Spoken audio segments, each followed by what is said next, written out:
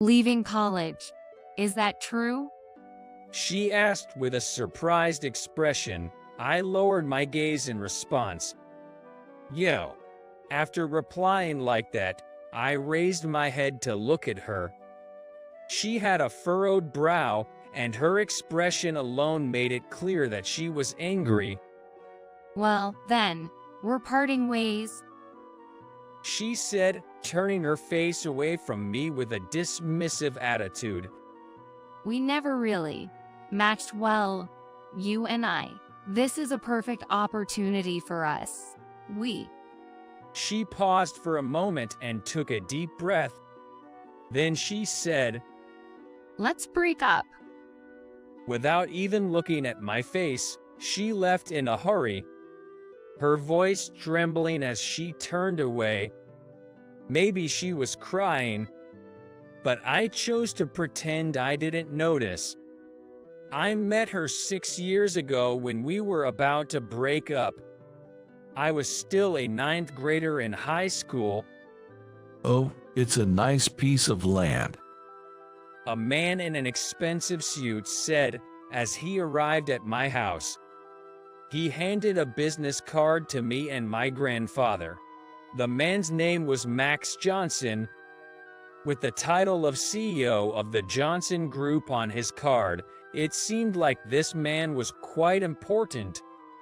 Johnson had come to see the cabbage field in my backyard. My grandfather was dealing with him, with a troubled expression. Well, it's a piece of land with nothing special except for its size, and we only grow cabbages here.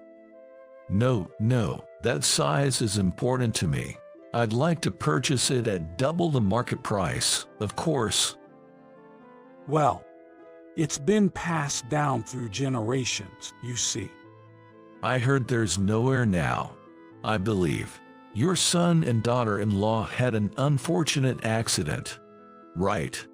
To maintain this field in the future might be difficult for you in your old age, isn't it?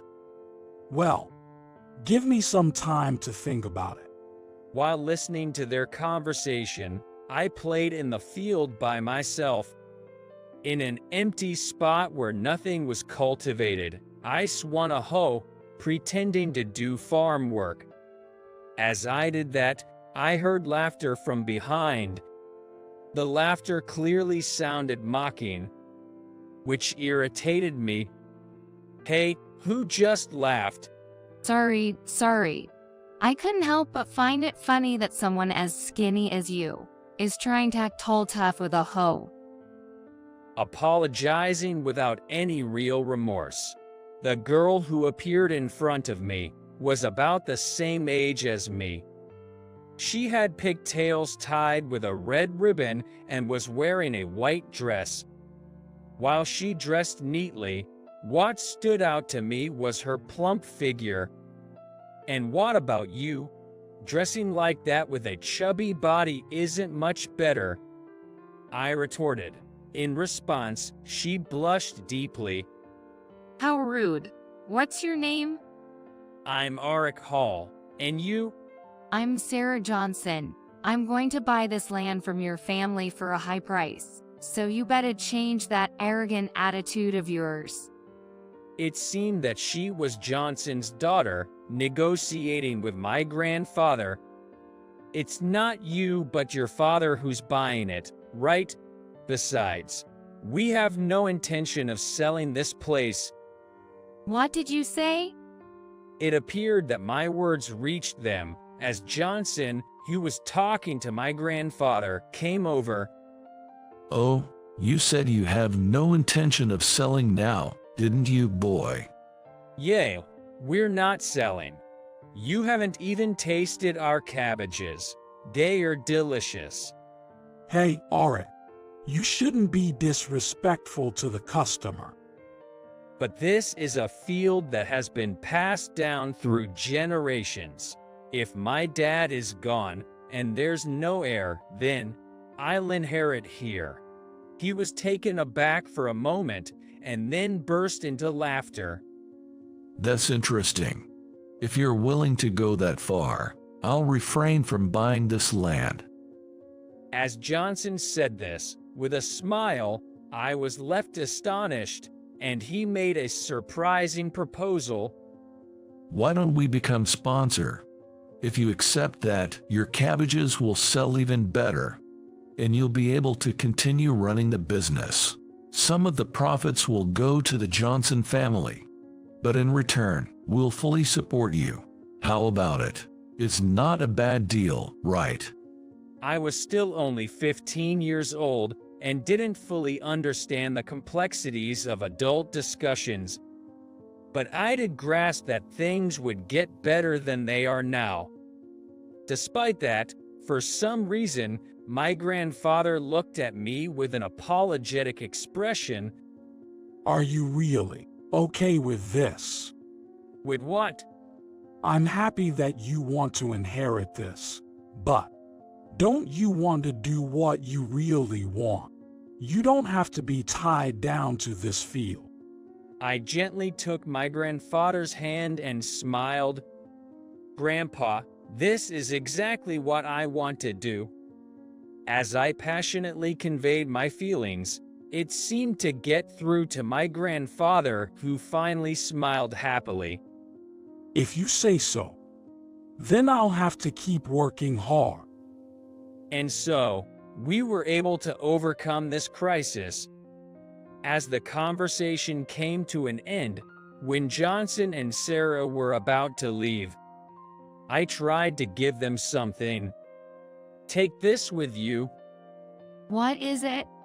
It was a bag filled with several heads of cabbage. Is it just cabbages?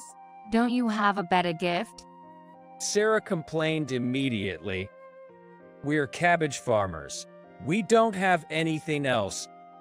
I don't need these leaves. Just try eating them.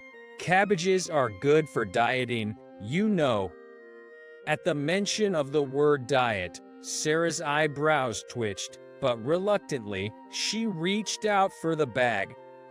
If you're going to insist like that, I guess I can help it.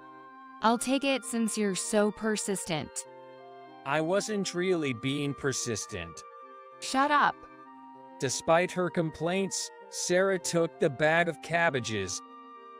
Thank you, boy. Next time, we'll come for an inspection. Johnson said so, before they finally left. That was my first encounter with her, Sarah Johnson. 2 months later, I've come for an inspection. a girl I didn't recognize said as she approached while my grandfather and I were working in the field. She had a ponytail and was wearing a black t-shirt with denim pants. Who are you? I asked, confused. In response, she showed an angry expression. You already forgot. It's me, Sarah Johnson. To forget about me, you've got some nerve. Sarah Johnson. Wait, are you really the same person from back then? That's right. Why are you so surprised? Because the Sarah Johnson I knew had a slightly fuller figure and dressed in a more princess-like manner than the girl in front of me now. The Sarah standing before me had a slender figure and was dressed more casually. It was a complete change in appearance, and I couldn't hide my surprise. Seeing my astonished expression, she smirked and said, Oh, could it be you're admiring me? While her appearance had changed, it seemed her haughty personality remained the same. I was still convinced that she was indeed Sarah. However, I couldn't entirely deny the words admiring her, and I found myself at a loss for words. Feeling somewhat frustrated, I averted my gaze from Sarah. Well, if you start talking, it might disappoint me though. I was embarrassed and saying something I didn't mean. What did you say? Forget it. I was going to give you thanks though. I didn't miss the soft-spoken words that followed her complaint.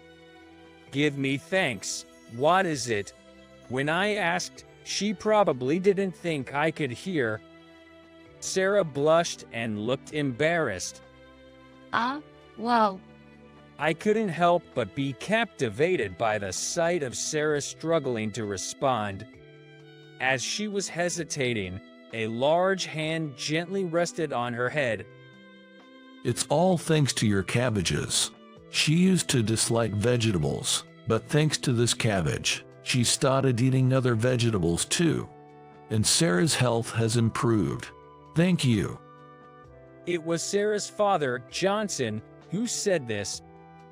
I was planning to visit for the inspection today alone, but Sarah insisted on helping in return as a thank you. Would it be all right to let her assist? With a kind smile, Johnson spoke these words, causing Sarah's face to turn even redder. damn, Dad, why did you say that? Their interaction was heartwarming, and I couldn't help but chuckle. That's why she dressed comfortably. She has her cute side too. Thinking such things, I said, of course, that's fine, and allowed Sarah to join me in the field. Everything was going well up to this point, but It's so heavy. I can't carry it anymore. Oh no. Oh worm. Oh my God. Mud on my face. Sarah was still a proper heiress. Despite trying to help, she ended up causing more trouble than assistance. What are you even here for? What? Like I said, I came to help. You haven't been helpful at all since earlier. We don't need your help anymore, so just go home. When I said that, Sarah hung her head low. Seeing her like that made me realize, oh no, did I go too far? As I was thinking that, suddenly she raised her head abruptly. What? Got something to say? I retorted reflexively, but there was no anger on her face. In fact, she looked rather sad. What? Surprised, I watched as Sarah averted her gaze from me and ran away from the scene. As she left, she quietly muttered, "I'm sorry." Watching this, my grandfather and Johnson couldn't help but smile wryly. Oh dear, you shouldn't make a girl cry. A guy with a bad mouth won't be popular, boy. Their words made me reflect on my earlier behavior. Wondering what to do next, I received further advice from my grandfather and Johnson. Now's not the time to hesitate. You shouldn't leave a girl who you're interested in alone, boy. With their words in mind, I suddenly realized what I needed to do. I had to chase after Sarah. I sprinted at full speed and soon caught up with her. "Hey!" I called out loudly, causing Sarah to stop in her tracks. What are you here for? Did you come to complain again? Though her words sounded assertive, Sarah didn't turn around when she spoke. She probably didn't want me to see her crying. Understanding her feelings, I sincerely apologized, saying, "I'm sorry. Come to think of it, you didn't know anything, but suddenly offered to help, even though you had no idea how to do it. I'm sorry for getting angry. I was really happy when you offered to help, so thank you, Sarah." With that, Sarah finally turned to me and said, You called me by my name for the first time. "Oh, did I?" Yes. You always just called me you, which was rude. Well, you're the one who always referred to me as, "Hey, you," without ever calling my name. Oh yeah. As if the tears from earlier had been a lie, Sarah returned to her usual haughty demeanor, and it irritated me. "You? You act all meek, but then you get all cocky. What's the matter? Are you trying to pick a fight with me? The previously friendly mood had suddenly changed, and the atmosphere became tense. It was always like this. I couldn't fathom what grudge Sarah held against me, as she complained and grumbled incessantly. I endured her complaints while covering my ears. Despite our differences, this was how we were, and somehow, it worked for us. I had no illusions about a simple cabbage farmer like me somehow making it with Sarah, an heiress of the Johnson Group.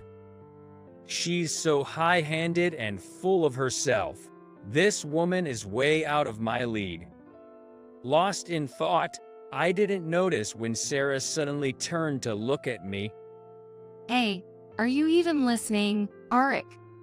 When my name unexpectedly came out of Sarah's mouth for the first time, I instinctively uncovered my ears. Sarah must have done it unconsciously. When she realized the words she had spoken, she blushed and covered her mouth. Anyway, if I leave it like this, it won't count as repaying you. So, I'll come to help again. Someday, I'll definitely make you say, I'm grateful. Thank you, Lady Sarah. Remember that. With those words, she ran off from the scene once again, as if in a hurry. What's up with her? Since then, Sarah really did come back to help. She came once a week, and before I knew it, a year had passed. During that time, Sarah had completely taken on the appearance of a farm girl. Her once fair skin was tanned, her beautiful nails were caked with dirt, and her long hair had been cut short because it was getting in the way. She no longer looked like a typical heiress, but her occasional smiles, bathed in the sunlight, always captured my heart. What are you looking at? Well, I just thought you're cute. What? Oh no. Perhaps because she had captured my heart, I inadvertently answered honestly. I was afraid that Sarah would make fun of me. As I thought about what to say to Sarah, she blushed and looked embarrassed. Then she said, Well, if you say it like that, I guess I could be your girlfriend. What are you? I tried to ask her what she meant, but she deliberately looked at her watch. Oh, it's getting late.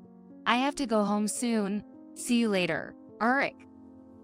She smiled gently while calling me by my name, leaving me stunned in place. Seizing that opportunity, Sarah quietly left the scene.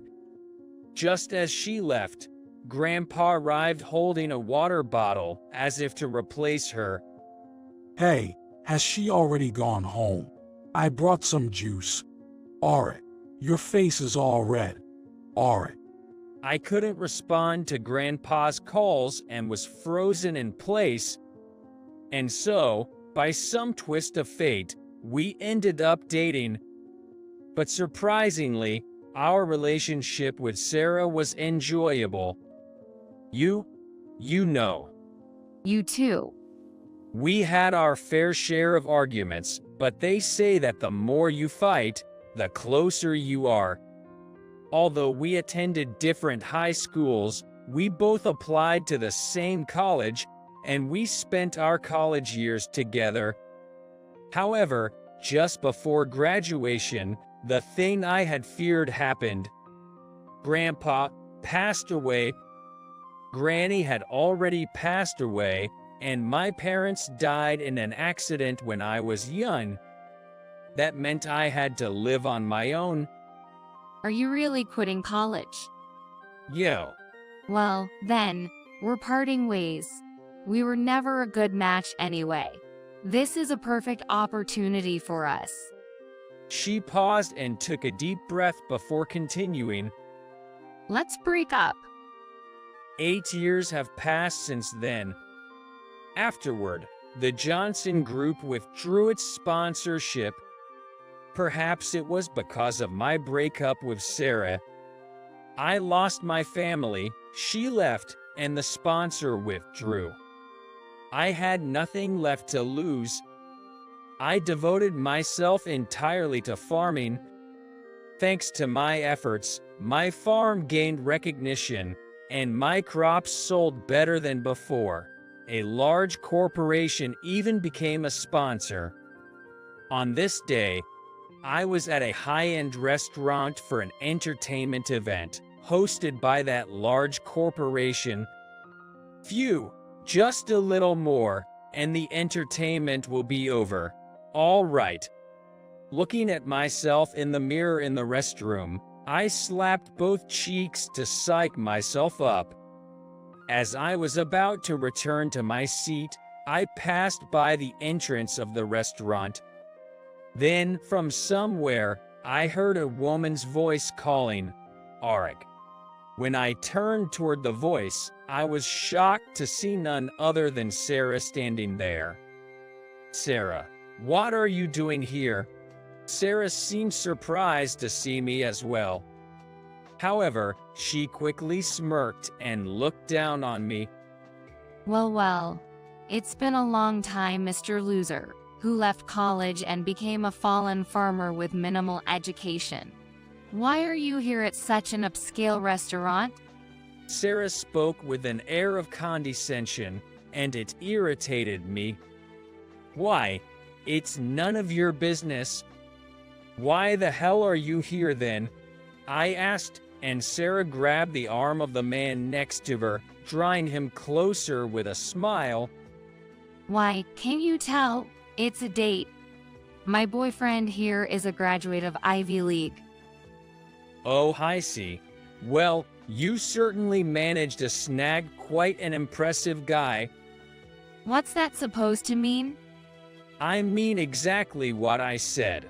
Your looks might be good, but your personality is far from cute, and you're a pain in the neck. You're the worst. What did you just say? How dare you say that?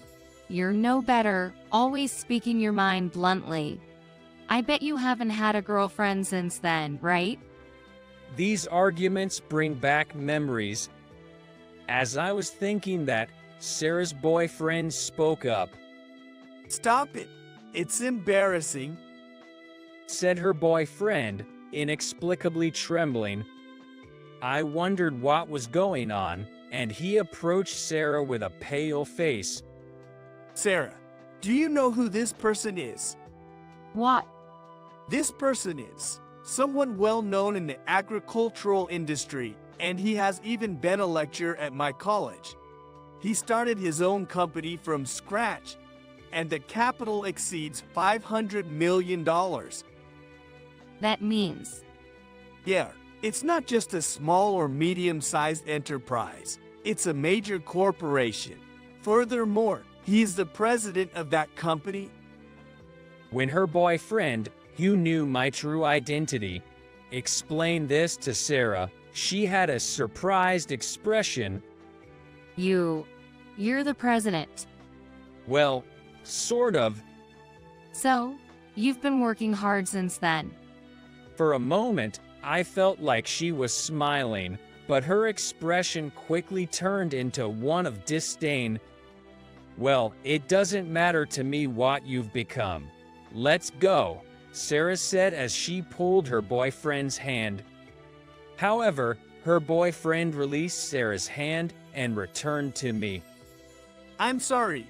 Here, this is my business card." I took the business card, and the name read Kevin Wilson. The company name was Wilson Farm Corporation. Wilson, is that the agricultural venture company? Are you by any chance? "Yes, that's right. My father is the owner, and I'm embarrassingly in a position with no particular responsibilities to do nepotism, but I hope to have a role in the future." I see. "So, my contact information is written on the back of this business card. Could you please contact me later? I never expected to be asked something like this by Sarah's boyfriend, so I unintentionally let out a dumbfounded, "What?" Please be sure to contact me later. Goodbye. With those words, Kevin hurried back to Sarah. I found it strange, but decided to contact him later. Somehow, I ended up having lunch with Kevin at a cafe on the other day. Why do I have to have lunch with my ex-girlfriend's boyfriend? Despite her annoying attitude, she was still my ex-girlfriend after all. I really don't feel like it, I muttered to myself as I headed to the designated cafe. Kevin noticed me and waved his hand. As I approached, to my surprise, Sarah was also there. So, Kevin, I thought it was just the two of us. What's going on? Kevin, wasn't today supposed to be a date? While we were surprised, Kevin gestured for me to sit down. Then he started to say, I'm sorry. After seeing the two of you the other day, I thought I had to do this to get the two of you to meet. "What do you mean?" I asked, and Kevin looked me straight in the eyes. It was you all along. The person Sarah has had feelings for all these years. Wait, what are you saying, Kevin? He and I are just old acquaintances. Flustered, Sarah desperately tried to explain. Well, it's true that someone like me being her ex-boyfriend is something she wouldn't want to be known. Thinking that, I tried to tell Kevin that there was nothing between Sarah and me. At that moment, with a troubled smile, Kevin said to Sarah, You don't have to pretend to dislike him so much anymore. It's not like that. Sarah, bewildered, listened to Kevin's gentle words. Sarah, you mentioned this during our arranged meeting, right? You said, I'm sorry. I have feelings for someone else. He's a really annoying guy. But he's someone very dear to me. The person who changed me. I've liked him for a long time. I'm sure I'll never fall for you. Is that okay? Kevin continued his explanation. I was drawn to your honesty, so I wanted to be with you. I tried my best, thinking that someday you might come to like me. But it was just causing you pain, wasn't it? Kevin, what are you trying to say? I realized it after seeing the two of you interact the other day. You don't act that way with me. That's because I hate this guy. There's nothing special between us. Sarah's words left me feeling conflicted. And Kevin finally said, No, that's not it. It's because you like him that you can be completely honest with him, right? It's not me. So let's break up. Wait, Kevin, Don't worry. Just because we're breaking up doesn't mean I'll withdraw my investment in your dad's company. Please, take care from now on. Kevin said to Sarah, then stood up and turned towards me. All right, please take good care of Sarah. Then he placed bills on the table and left the restaurant. Only Sarah and I remained at the table. All right then, I guess I'll be going. She said, starting to get up. I instinctively grabbed her hand. What are you doing? I didn't even know why I had grabbed her hand. Well, I mean, since we've run into each other after such a long time, maybe we could talk. There's really nothing to talk about. Sarah pulled her hand away, looking like she was about to leave. Not wanting her to go, I decided to ask about something that had been on my mind. What does investment mean? I guess she thought she couldn't escape that question anymore. She stopped in her tracks and returned to her seat. Do you No, what happened to the Johnson Group after you and I broke up? What? You mean, is it related to them dropping their sponsorship of our company? Our finances were already in bad shape to begin with. Trying to buy that land from you was part of our strategy to address that. That farmland, and that means it's my fault. Don't get the wrong idea. My father actually liked you.